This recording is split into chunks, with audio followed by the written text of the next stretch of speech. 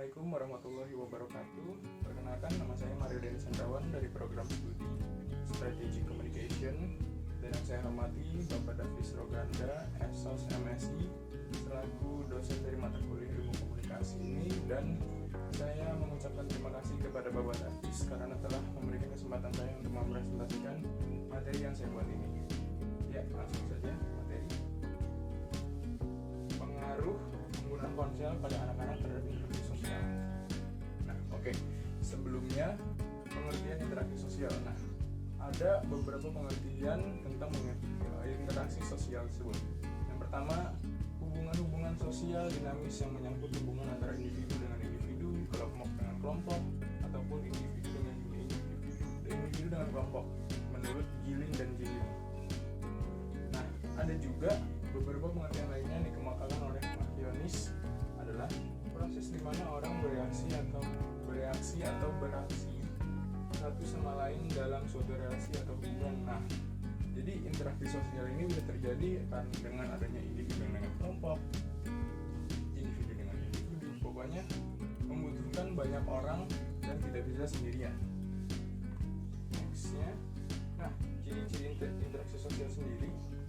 Yang pertama ada jumlah pelaku lebih satu orang, karena interaksi sosial butuh lebih dari satu orang untuk terjadinya interaksi. Dan adanya komunikasi menggunakan simbol-simbol tertentu, yaitu contohnya seperti bahasa. Ketika kita berkomunikasi antar sesama manusia, kita menggunakan yang namanya bahasa. Adanya dimensi dan waktu, yaitu masa lalu dan masa kini. Yang artinya interaksi sosial adalah konteks waktu yang menentukan batasan dari interaksi tersebut, dan adanya tujuan yang ingin dicapai. Nah, biasanya orang terjadinya interaksi karena ada tujuan yang sama dan atau mengarah kepada pertentangan. Jadi bisa dibilang ingin maju bersama atau ingin mencapai tujuan yang sama. Nextnya, nah, faktor-faktor yang mempengaruhi interaksi sosial ada imitasi, sugesti, identifikasi, dan simpati. Oke, nomor yang pertama, imitasi. Imitasi adalah tindakan meniru orang lain, baik sikap, tingkah laku, maupun penampilan fisiknya. Imitasi bisa saja menjadi hal yang positif kalau hal yang baik di mata masyarakat. Nah, sebaliknya, jika hal yang ditiru hal negatif, itu akan dinilai buruk. Bisa jadi imitasi itu hampir seperti orang yang dimiripkan. Dari orang tersebut bisa dari idola, dan bisa dari penampilan penyanyi yang ia suka mungkin, ya kan. Terus kedua ada sugesti. Sugesti adalah pengaruh atau pandangan yang diberikan kepada pihak lain, sehingga ada proses saling mempengaruhi dan menerima pandangan tersebut secara ataupun tidak tanpa berpikir panjang. Jadi di sugesti ini contohnya, misalnya nih ada calon, kita nggak usah ngambil contoh yang jauh, misalnya kita calon ketua himik. Nah, dari calon ketua himik melakukan kampanye yang bertujuan untuk agar orang-orang memilih dirinya sebagai ketua dari organisasi tersebut. Yang ketiga ada identifikasi. Identifikasi adalah seseorang untuk menjadi sama dengan orang lain, umumnya yang diidolakan. Identifikasi adalah bentuk lanjutan proses imitasi dan sugesti yang memiliki pengaruh yang sangat kuat.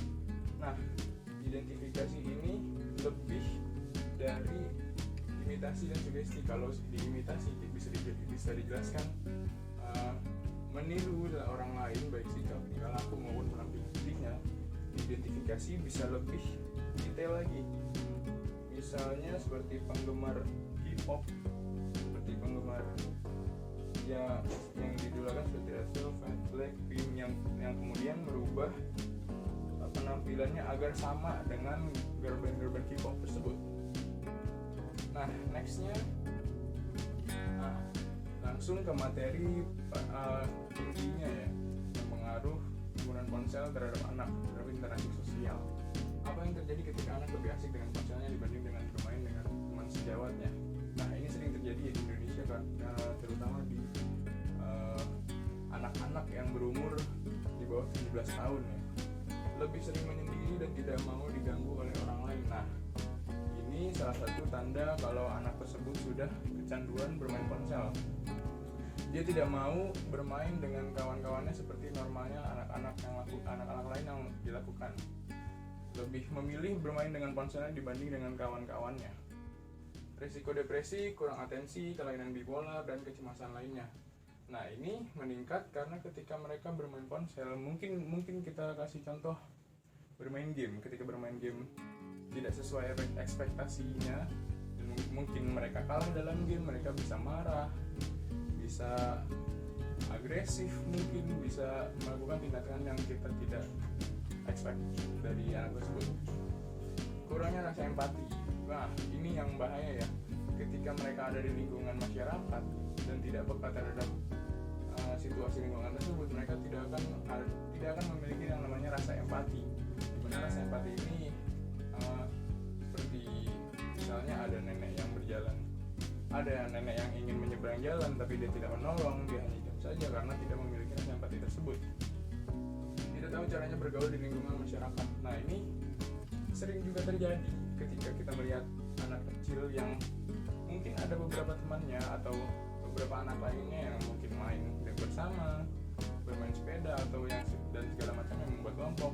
Nah, anak yang bermain ponsel ini cenderung lebih tidak tahu dia harus mau ngapain gitu. Dia hanya asyik dengan ponselnya, mungkin ketika ponselnya tidak ada ya mereka hanya diam saja, tidak tahu cara bergaul di masyarakat. Cenderung lebih pendiam dibanding anak-anak yang tidak bermain gadget atau gawai. Nah, ini benar sekali bisa dilihat sekarang ini di Indonesia bahwa banyak sekali anak yang lebih pendiam, tidak tahu bagaimana cara bergaul karena mereka gaul hanya di dunia maya atau mungkin teman-teman dari game dan sebagainya. Nextnya, nah, bagaimana cara orang tua untuk mengalihkan fokus anak agar tidak terus-menerus bermain ponsel? Nah, yang pertama, lebih banyak meluangkan waktu untuk bersama dengan anak. Ini karena poin nomor satu ini sangat vital karena anak yang bermain ponsel terus-menerus biasanya menjadi pelarian karena tidak ada waktu bersama orang tuanya. Banyak terjadi di Indonesia ketika orang tua lebih sibuk dengan urusannya sendiri, tidak mementingkan anak-anak dan sebagainya. Ajaklah anak untuk mencari kegiatan lain. Nah, dibanding mereka tidak ada waktu dan hanya memberi handphone saja kepada anaknya agar mereka diam atau lebih baik orang tua membantu anaknya untuk mencari kegiatan lain selain bermain ponsel itu tersebut. Ada aturan untuk menggunakan gadget atau gawai itu sendiri. Nah, kalau memang Anda mempersilahkan anak Anda menggunakan gadget atau gawai, kasihlah mereka aturan yang jelas, yang tegas. Jangan sampai orang tua bisa kelolosan atau tidak mengawasi anaknya untuk bermain ponsel. Orang tua harus bersikap tegas kepada anak tentang penggunaan ponsel ini. Nah, yang saya bilang tadi, kalau memang Anda mempersilahkan anak Anda untuk menggunakan ponsel, harus ada aturan yang jelas, harus diawasi oleh orang tua sendiri, dan yang pasti memiliki batasan-batasan tertentu yang dibuat oleh orang tua tersebut. Next, nah, dampak yang terjadi pada anak ketika bermain ponsel terus-menerus. Yang pertama ada kelainan mental. Nah, berdasarkan penelitian Bristol University tahun 2010 mengungkapkan bahwa penggunaan ponsel yang berlebih bisa mengakibatkan risiko depresi, gangguan kecemasan, kurang atensi, autisme, atau kelainan bipolar dan perilaku bermasalah lainnya. Dari sini bisa kita lihat bahwa ponsel bisa membawa dampak buruk ketika dipakai berlebihan. Bisa gangguan kecemasan, kurang atensi, autisme, kelainan bipolar dan perilaku bermasalah lainnya.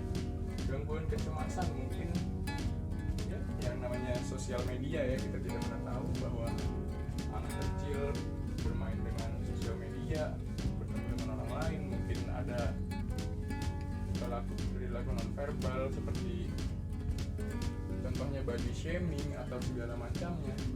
Ini bisa terjadi mungkin karena mental anak belum terbentuk dan belum kuat. Yang kedua ada obesitas. Penggunaan ponsel yang berlebihan juga bisa menyebabkan obesitas. Alat elektronik yang dipasang di kamar anak dan bisa diakses oleh pribadi dapat meningkatkan risiko obesitas sebesar 30%. Bayangkan ketika anak kita menggunakan handphone terus-menerus, bisa menyebabkan obesitas sebesar 30%.